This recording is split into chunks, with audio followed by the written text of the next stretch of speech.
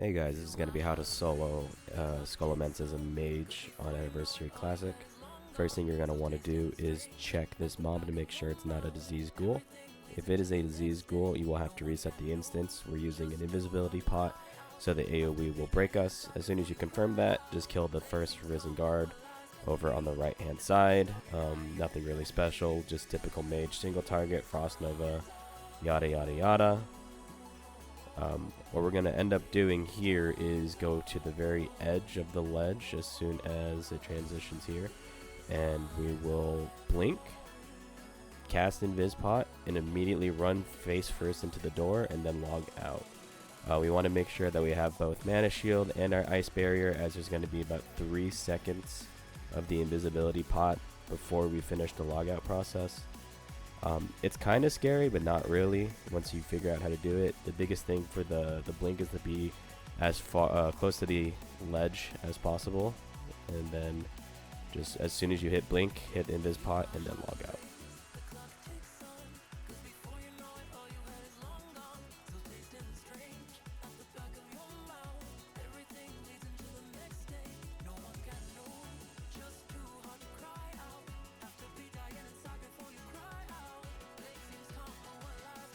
Now, when you're logging in, it can be incredibly dangerous if you aggro the mobs. If you do, you'll need to run to an evade spot basically immediately. I got kind of lucky here where I didn't have to do that, and so I just kind of ran straight through, didn't get the aggro. But if you do aggro, make sure you re-barrier, Mana Shield. You're probably going to have to snap barrier, run as fast as you possibly can over to the evade spot in the next room over, which is one of these little holes here. And if you're feeling especially scared when you do the logout, you can wait 2 minutes for your swiftness potion to be off of CD, and that would allow you to make it to the evade spot relatively safe.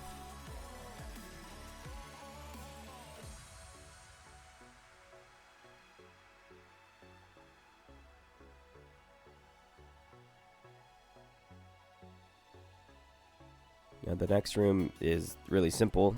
I'm pretty sure if you've ever done Scolo in a regular group, mages basically solo it. Just be careful on your first blizzard to make sure it's not too close to the boss, as he can aggro. You just want to get the pack in front of him, or like 2 packs in front of him, and then we'll social aggro the rest. Past that, very simple. The mobs are slow. Just cast blizzard, and they just kind of die.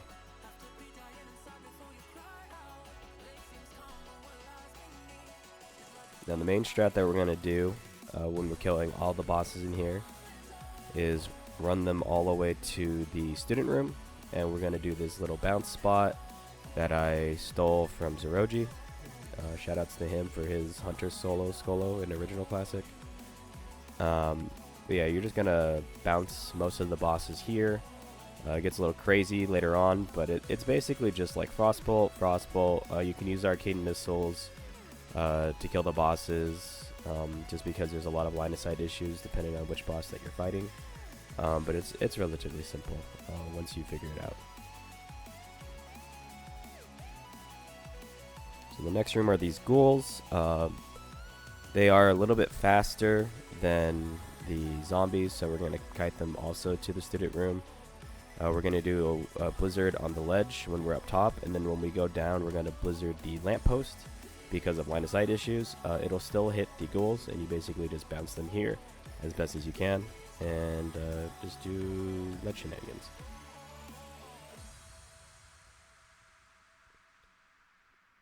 Now this boss is kind of dangerous, the Butcher. If you don't tag him, like every 9 seconds or so, he'll reset, so that's why I'm constantly tagging him. But he's also extremely fast. I tried doing like this Frostbolt rotation on him, but he's kind of a small hitbox where I have line of sight issues. So then I think what I end up doing is just spamming Arcane Missiles when he's going up and down, which I think should be shown very shortly. But you just do that, rinse, repeat till he's dead.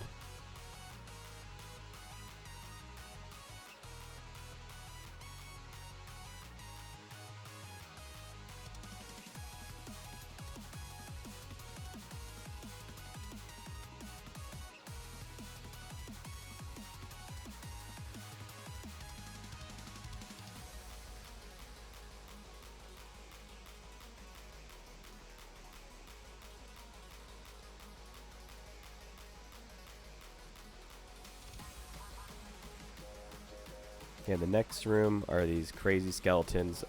They are also really, really fast. So you do kind of try to do the same bounce spot. Sometimes you get really bad blizzard ticks because they are extremely, extremely fast. If something bad does happen where like you don't get a good pathing or one of the mobs tries to get off, don't be afraid to do a loop, which I believe I actually end up doing very shortly. Basically, you just want to kind of regroup the mobs after you lose them. You kind of want to stay up top, then jump down. I think I missed the jump here, which is kind of cringe. But other than that, you just wait, get a Frost Nova, bring it back to the kill spot, and then you're good to go.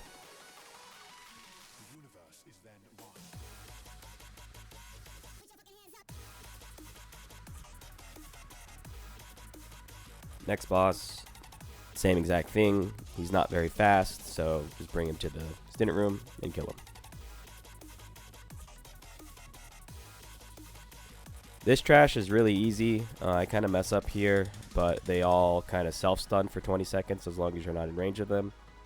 And so as soon as they self-stun, you can just max blizzard the crap out of them, and you just go around the circle in the main room here.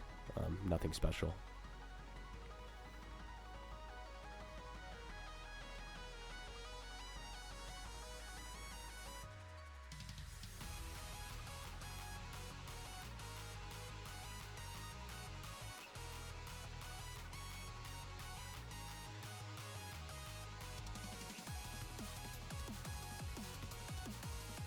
So for this boss, she's really annoying. I think she has like a 20-yard shock that does a lot of damage. And she does a curse, which luckily we're a mage to weaken decurse.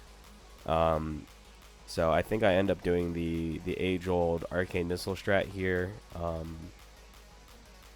where I do it as she goes down because I don't want her to see me when she's going back up for the second arcane missiles. So I think my rotations end up being just like fire blast and missiles as best as I can. And you do this for a very long time. This boss is really dangerous and annoying, but you just kind of do your best. Make sure to keep Ice Barrier up, and then eventually she'll go down.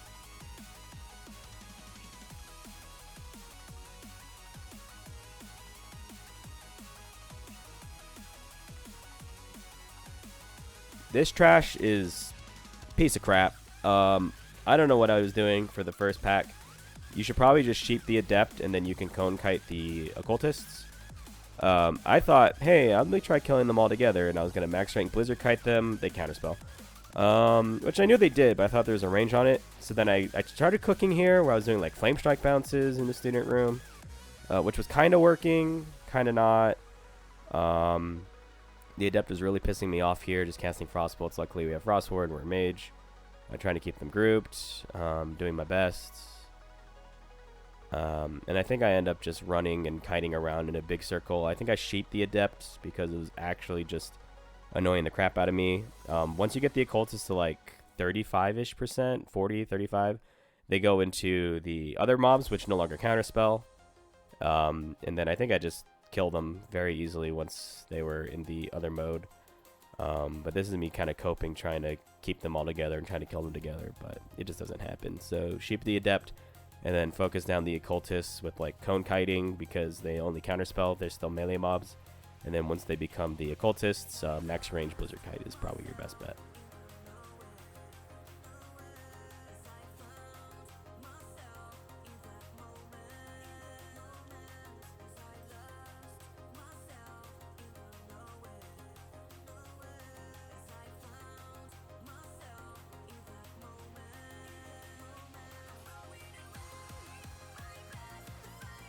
So I got extremely lucky here, because this is the Adept that I had to repull because I sheeped him and reset them using the evade spot.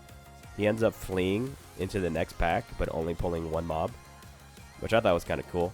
But it's just a Necromancer and a double Occultist pack, I believe. So it's just the same thing. Just sheep the Necromancer, kill the Occultist. The Necromancer is not even that dangerous. It just casts Shadow Bolt Volley. So, and then here I tried to cook. I was like, oh, okay, I'll do the Cone Kite strat, sheep the Adept. I took a lot of melee hits for no fucking reason. That's on me. Unfortunate. And then I panic, try to do max range blizzards. I think I get counterspelled eventually, but you just kind of do your best. I'm just kiting around in a circle, get them all into the shadow form, keep the Adept sheep. Once they're all shadow form, the pull is really easy, though. You just stay max range.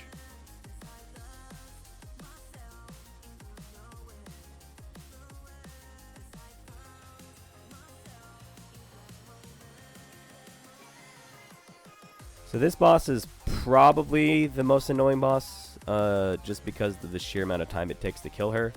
She also has the same thing the Butcher has, where you have to kind of leash her over and over again, so that's why I'm constantly hitting her.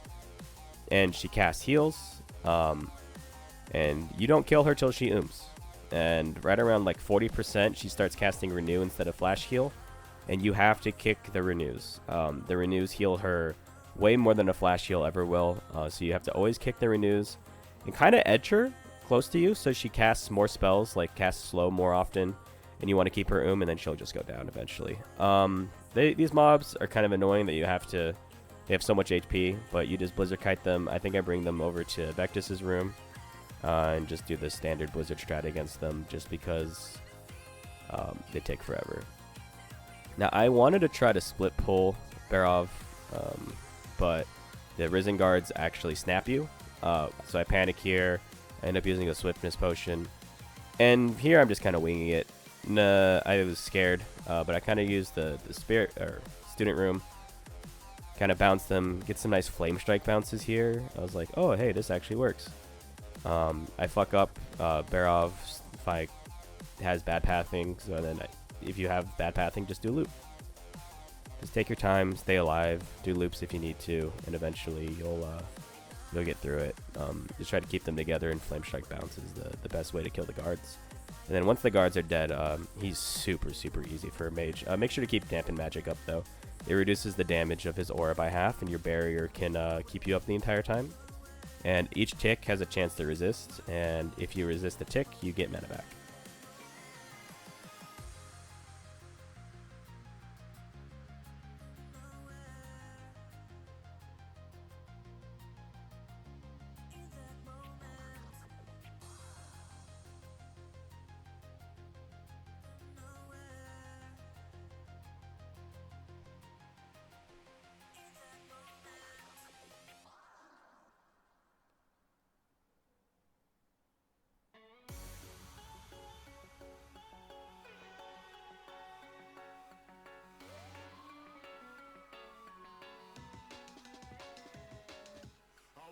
So once the guards are dead, you're probably going to be tapped on mana. What I ended up doing was just wanding him to death, making sure I always had mana to re-barrier, and then if I had any excess mana from resists, I cast Arcane Missiles. But relatively simple once the guards are dead.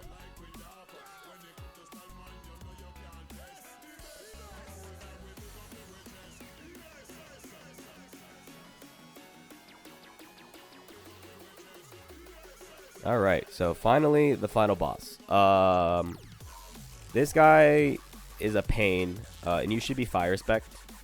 But there's this cool little bounce spot that I ended up finding in the corner. It only works in this corner and the corner opposite behind my back currently. The other two corners don't work. And you kind of want to just kind of wedge yourself. There's like a invisible platform ledge that you can just walk left and right on. If you walk too far to the right, it's an evade spot, so you just have to kind of find the spot perfectly. And then once you find the spot, all the way left is on top, and then tapping right makes you on the bottom. And you just kind of frostbolt, pull, and then you want to block because he's going to cast Arcane Missiles. I mess up, so I have to use my snap here. It's all good. And again, if you're fire, you can blast him pretty much the entire time. But I don't have dual spec yet on the mage because I'm lazy. So what I end up doing is just casting Frostbolts.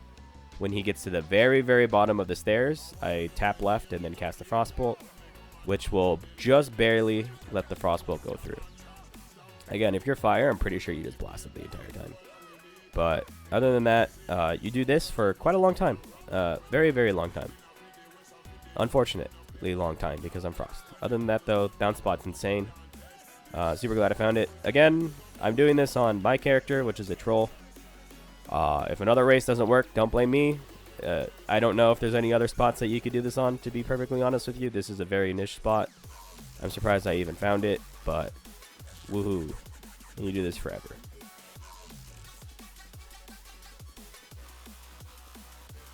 Now you do want to be careful though, because you have to make him get close to do Frostbolts, and if he gets too close, he will cast Arcane Missiles.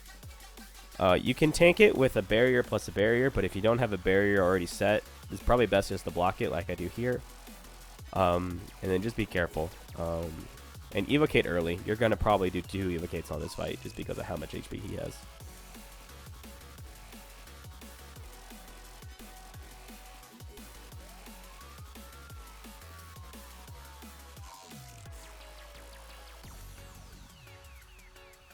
And when he gets really slow, as you see here, I'm basically able to get a Frostbolt of him going down and up. This is kind of a sneak peek of what you could do as a Fire Mage. Again, we're Frost, we're coping, it's okay. Stuff happens. So yay, we finally killed him. It was a really long, crazy trip. I think it took me 2.5 hours to do this total. With the learning process, I think with dual spec and me knowing exactly what to do, it's probably about an hour and a half a run. And I do apologize for just kind of staring at the body. I took a screenshot and was sending it to a few people, just because I didn't think I could actually do it, but I did, which is cool. And then here, we can actually do Ras Frostwhisper as well. I kind of figured out how to do them after I did all the main bosses. You want to do a sheep pull, and then bring them into this other room, and then sheep the other mob that you didn't sheep. You want to bring them this far out because the spectral ghosts will just kind of sit there, and then you can social aggro it, or just aggro it by being close to it. And then that basically split pulls that one mob out, and then here you just sheep one, kill the other. Very, very simple. And you only have to kill this left pack. And then once this left pack is dead, you kill Ras Frostwhisper. You bring him to the same student room bounce spot that we've been using this entire time. You probably should be fire for him because all he really does is damage. He doesn't do anything damage-wise to you because you can outrange everything. His only dangerous ability is freeze. But you just bring him over to the student room, bounce him up and down, do as much damage as you can using fireballs. At first I was doing frostbolts, but he has such high frost resistance that it's just not worth it. Luckily we're mages, so if we get frozen, we can blink it or we can ice block it. And if you're talented, you technically can reflect it with your Frost Ward, but I think I only got it once the entire fight, and it just wasn't worth the mana of casting Blink or Block. So just LOS it, and eventually Frostwhisper will go down.